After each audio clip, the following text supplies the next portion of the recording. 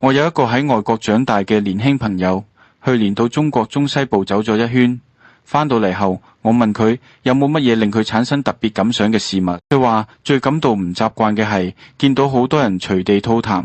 有一次坐計程車，路程所需時間唔到5分鐘，司機朝窗外吐痰共11次，平均1分鐘2次多。亦曾經喺路上睇見一啲好漂亮嘅女子，樣端莊，專得亦時髦，竟會忽然將頭一擺，咳吐一聲，一口痰飛喺路邊。講起嚟，中國人嘅吐痰文化蓋有漣漪。痰係身體分泌物嘅一種，總需要處理。我哋小時候嘅一代人，室內有痰盂之設，全不稀奇，甚至理所當然。衍生出嚟嘅有所謂倒痰罐嘅差事，一般由工人或者學徒做，亦都與佢哋職位卑下。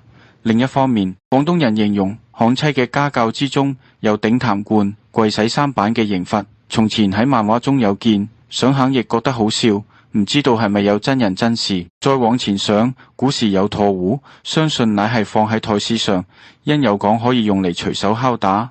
晉書王敦傳有述，王敦拍皇帝馬屁，偽武帝念詩，佢以如意敲打唾壺以和節拍，造成唾壺邊緣碎缺，因而走出唾壺擊缺呢個成語。今日用嚟比喻對文學作品擊節讚賞。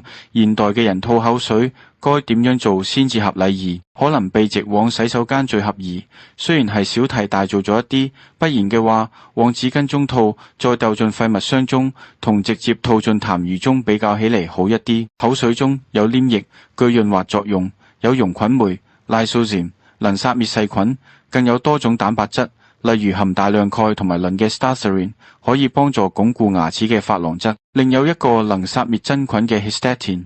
此外，尚有一啲生長因子，例如外皮細胞生長因子 epidermal growth factor。 最新未經證實嘅發現，話人嘅口涎中含一種叫 opiofen 嘅嘢，能止痛，比嗎啡效力強6倍。所以口水分泌若有障礙，會帶出一大堆問題，包括不能分辨味道、無法咀嚼及吞咽、蛀牙，以及口腔真菌傳染病。有一個自體免疫嘅病，自己嘅免疫系統攻擊自身組織，叫 Sjogren's Syndrome（SS）。